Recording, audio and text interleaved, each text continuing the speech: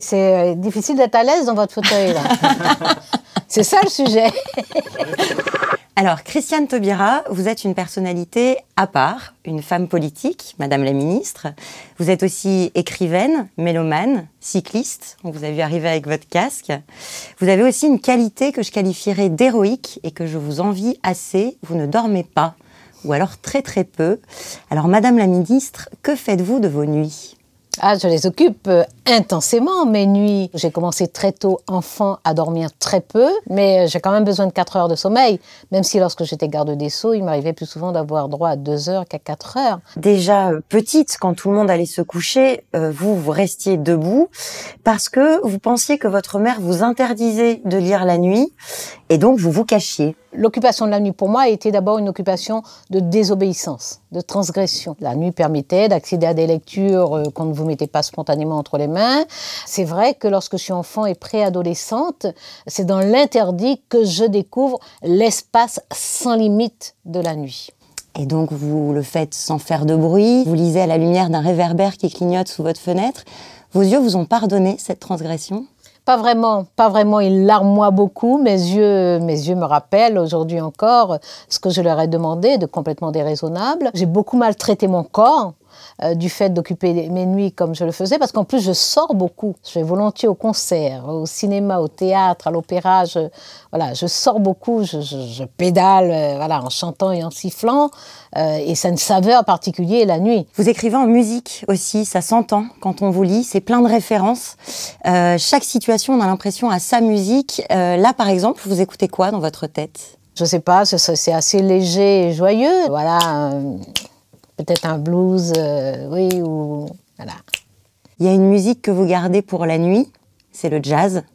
Pourquoi ? L'émergence du jazz, c'est une histoire de la nuit.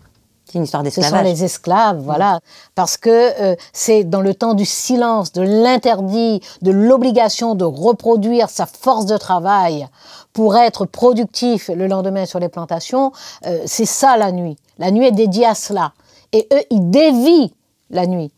Et ils la dévient de la façon la plus sublime qui soit, puisqu'ils chantent, ils rythment. Aujourd'hui encore, dans ce qu'on appelle les sociétés créoles, vous avez des danses, les jambes parallèles comme ça, et les bras fixés parallèles comme ça.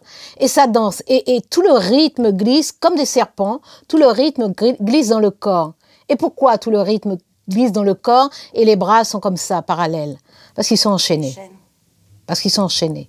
Et enchaînés, ils inventent une musique. J'ai mes totems. Miles Davis, Keith Jarrett, John Coltrane, Thelonious Monk, Billie Holiday, Nina Simone, y compris quand elle est complètement enragée et qu'elle démonte son piano.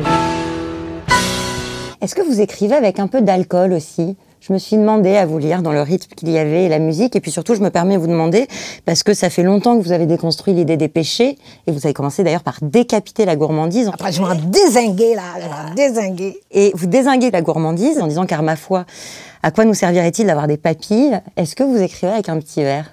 Alors, il se trouve que je ne bois pas une goutte d'alcool. C'est vrai ? Peut-être un truc très personnel que j'ai plaqué sur votre écriture, alors ça doit venir de moi. Je n'en fais pas une question morale, hein, c'est que je ne bois pas d'alcool, c'est tout. J'aime les mets fins. J'aime aussi... sous la langue et sur la langue, là, entre la langue et le palais, là, les mots. J'aime les mots. Il y a des mots qui ont une façon de s'installer. Hein, comme un mets ? Entre la langue et le palais, oui, et ils ont un goût. Larme peut être un mot sucré. Larme peut être un mot sucré. Parce que je n'ai pas pleuré que pour des choses tristes. Donc vous commencez par décapiter tous les péchés capitaux, parce qu'on vous les fait répéter dans cette école privée catholique où vous êtes inscrite, où on a aussi essayé de vous apprendre le point de croix. Je crois que ça a échoué. Et vous finissez par décapiter l'orgueil. Enfin, le décapiter pas vraiment, puisque vous finissez par le revendiquer. Oui, parce que c'est l'arme qu'on utilise de la façon la plus constante et la plus acérée contre moi. Je suis une enfant impertinente, oui, très tôt, insolente, et mes lectures nocturnes me fournissent du vocabulaire. On me reproche davantage de ne pas me laisser vaincre, de ne pas me laisser abattre, de ne pas me laisser détruire. Comme une petite fille noire devrait le faire. Voilà, on me dit vous êtes trop orgueilleuse. Je vais vous dire ce que je fais de l'orgueil, moi. Et qu'est-ce qui vous a poussé ensuite à être indépendantiste en Guyane ? C'est quand même un passé qui pourrait surprendre pour une ministre de la République. Je suis née en Amazonie, voilà, un territoire avec des Amérindiens, des descendants de nègres marrons, c'est-à-dire les esclaves qui quittaient les plantations. J'ai grandi dans une société très stratifiée où les rapports coloniaux sont là, très visibles. Dans les années 70 où je milite, la plupart des lois françaises ne s'appliquent pas dans ce département français. La liberté, l'égalité, les valeurs de solidarité, la fraternité, prendre ça au sérieux. C'est ça qui me conduit à être indépendantiste et c'est ça qui fait qu'aujourd'hui encore, la tête sur le bio, je ne vais pas renier cet engagement indépendantiste. On n'ira pas jusque-là, vous inquiétez pas. Moi, je vous dis, je ressuscite. Ça, j'en doute pas. Tu me la mettais sur le bio, je ressuscite, je suis pas timbrée. Je sais pas si c'est très convaincant, hein, quand on est un peu timbré, c'est ce qu'on a tendance à dire. Non, mais je m'autorise à mettre de la poésie. Lorsque je dis la tête sur le bio, je ressusciterai. Dans mes combats politiques, j'ai souvent laissé de l'espace comme ça pour que la poésie entre. Et la poésie, ça casse les frontières. Et c'est cet espace pour l'imagination qui m'a permis d'accumuler de la force et de livrer mes batailles. On a l'impression que c'est tout ce qui vous contraint qui en réalité vous renforce.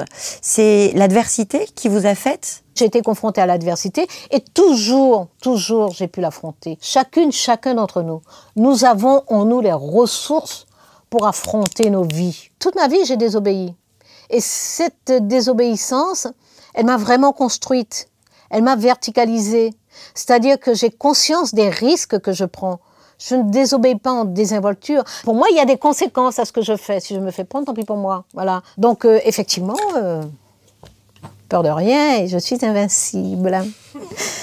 L'adversité, vous l'avez catalysée aussi quand vous portiez le projet de loi du mariage pour tous. Cette loi, elle a fait de vous l'ennemi numéro 1 des réactionnaires. Qu'est-ce que le mariage homosexuel va enlever aux couples hétérosexuels? Ils ne se sont pas privés de m'insulter moi personnellement, mais j'étais bien déterminée à ne pas laisser passer un millième de virgule d'une insulte contre les personnes pour qui on ouvrait tout simplement et tout bêtement des droits et des libertés qui étaient tout à fait légitimes. Rendre enragés des réactionnaires, des gens égoïstes, des gens intolérants, des gens... Mais moi, ça ne me dérange en rien. Mais vous dites même, je n'ai pas besoin de les humilier, le temps passant les achèvera. Absolument, je suis persuadée de cela.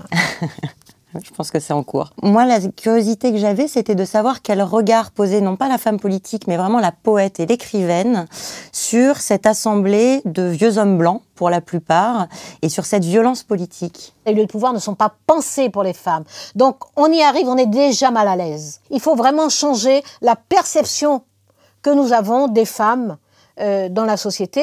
Et il faut la changer dans les têtes des hommes, dans les têtes des femmes. Il faut la changer concrètement dans le fonctionnement des institutions. Vous parlez de sexisme, moi je voudrais parler de racisme aussi. Il reste des traces de la traite, de l'esclavage, et elles se retrouvent aussi dans les bavures policières. Vous parlez de Lamine Dieng, d'Adama Traoré, de Théo.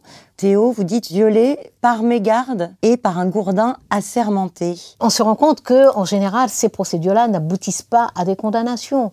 Et je pense que c'est malsain. Si on laisse des déviances, des écarts apparaître comme étant la norme, on fragilise la démocratie. Il y a une autre nuit dont vous parlez dans le livre, qui est une nuit d'une violence incroyable. C'est la nuit du 13 novembre, qui pourtant, vous le dites, avait commencé comme une nuit câline. Elle était douce, cette nuit. Elle était douce. Cette nuit de violence absolue. De violence absolue. 130 personnes tuées là, comme ça, à bout portant, sans un mot, sans explication, sans motif, sans raison, sans excuse, sans... Tuer des personnes qui étaient dans la joie, dans la détente, dans le bonheur, dans la légèreté, dans la désinvolture même, dans la frivolité peut-être. Tuer là, comme ça, dans une nuit de douceur. Et pourtant, cette nuit-là, vous dormez. Mais vous dormez dans votre bureau et vous dormez par terre. Le président a proclamé l'état d'urgence. L'état d'urgence est un texte qui donne tout pouvoir aux services administratifs de police. Cette loi de 1955 adoptée pendant la guerre d'Algérie ne correspond pas à une démocratie. Donc, je travaille sur une circulaire avec mes équipes, sur une circulaire pour introduire l'institution judiciaire. Et une fois que la circulaire est partie, je regagne mon bureau. Oui, là, je dors par terre, je dors, mais je pleure plus que je ne dors. C'est la fonte des glaces, je pleure. Je pleure parce que je ne peux rien faire d'autre sur ce qu'on vient de vivre.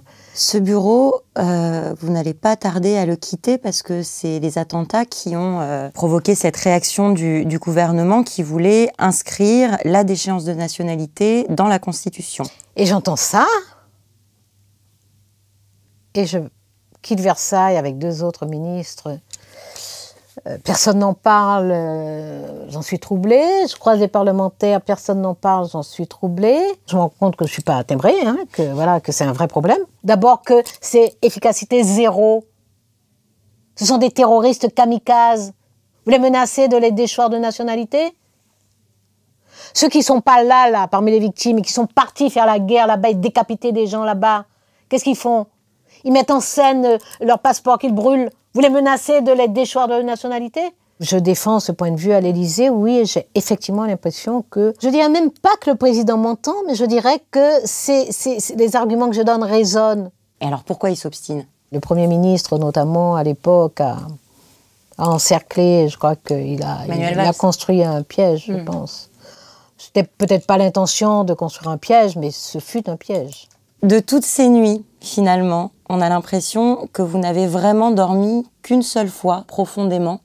Vous aviez 16 ans et c'est la nuit où votre mère est morte. Comment vous l'expliquez? Je ne l'explique pas. Je n'ai jamais compris et aujourd'hui, je n'ai pas envie de comprendre. Je n'ai pas envie de comprendre. Mais c'est effectivement la seule nuit de toute ma vie où j'ai dormi tard. Et je dors malgré le ramdam qu'ils font en installant le corps de maman au rez-de-chaussée. Votre dernier chapitre, vous le consacrez à l'écologie et il sonne un peu comme un réveil, certes douloureux mais pas sans espoir. Vous dites que la nature va nous engloutir et que protester et résister ne suffisent plus. Mais on tourne la page et c'est la dernière, il y a seulement 2 mots. C'est écrit « sauf si ». Sauf si quoi, Christiane Taubira? Sauf si nous arrivons à faire en sorte que les dirigeants du monde soient submergés par la capacité des peuples du monde à changer le cours des choses, soit que ces dirigeants soient contraints par l'énergie et l'exigence des peuples du monde à participer eux-mêmes à changer le cours des choses. Donc, sauf si... Vous attendez d'être submergé par le peuple pour qu'il vous porte à la présidence en 2022? Joker.